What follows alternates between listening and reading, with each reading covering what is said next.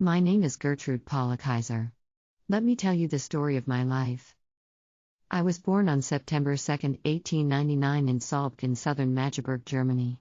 I was baptized in the Lutheran Church just like the rest of my family. Here is the certificate. My parents are Paul Kaiser and Hedwig Bauermeister. Aren't I a cute baby? We enjoyed Germany, but my father heard of better opportunities in the United States, so he left to check it out with a friend. I'm the girl with the two dolls. Shortly after, Mother, Paul, Lucy and I followed. We left on a ship on August 4, 1912 and landed in Baltimore on September 12, over a month-long voyage. We arrived just before the start of World War I. I couldn't wait to see Father again. We've been traveling far. On the boats we came to America and never looked back again. I'm the girl on the far right of this photo.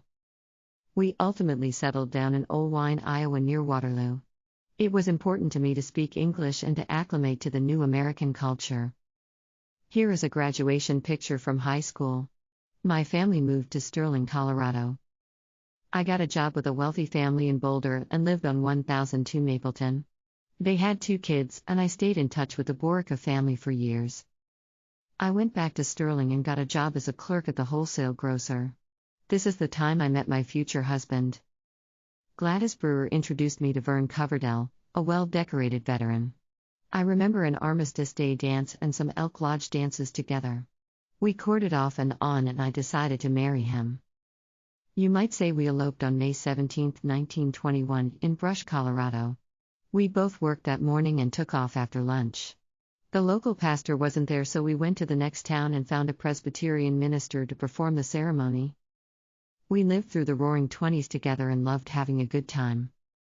Vern and I loved to go on car rides with our Model T Ford to the big city of Denver. We often went back to Iowa to visit friends. My little sister Lucy loved riding with us. I loved to sew and keep my hands active. I joined the local sewing club. We had 2 beautiful daughters, Barbara and Phyllis. I loved being their mother and raising them. During the Great Depression years we stayed strong together as a family. Vern did different jobs such as politics and newspapers, but it was a hard time.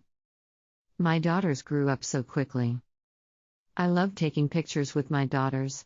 Barbara is on the left and Phyllis is on the right. My husband got called upon to enter World War II and he was ready to go. On April 13, 1941, Easter Sunday, he was ordered to and reported for duty that day. This meant he was away from the family off and on the next 6 years. He worked stateside for the prisoner of war camps at different locations. I could sometimes visit him with Phyllis and they loved me since I could speak German. I remember when he got the call to go overseas to the Pacific. On June 19, 1945, he was fixing our daughter's bicycles when the call came. He was ordered to report to Camp Beale, California for shipment to the Pacific. We prayed for him every day. We rejoiced when the war concluded and when he safely arrived home in honor. My daughter Barbara married Lambert Mahaffey in 1947. He died in a tragic car accident about 3 years later, just 2 months after their daughter's birth. My heart ached for my daughter's loss. In 1950, our daughter Phyllis married a good-looking Mormon named Doyle Smith. I was supposed to be the matron of honor, but I had to miss the wedding since it happened within 2 weeks of Lambert's tragedy. In 1953, Barbara married again. He was a Texas named David North. The first time I went to Texas to visit them, there was a rattlesnake in the yard and I refused to leave the car. We were empty nesters and Vern continued to work for the Veterans Administration in Sterling, Denver, and Grand Junction. Here is one of my favorite photos of me driving a tractor in Iowa. Vern and I still love to drive the countryside and see America the Beautiful. We were looking forward toward Vern's retirement in 1963. I'm so happy I married this man. We took a trip in late 1962 to Barb's home in California when I got hospitalized for 4 weeks.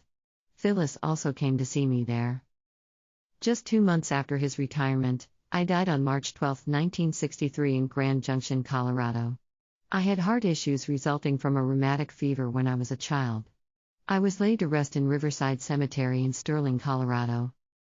Thank you for listening to my life story. I am Gertrude Paula Kaiser Coverdell.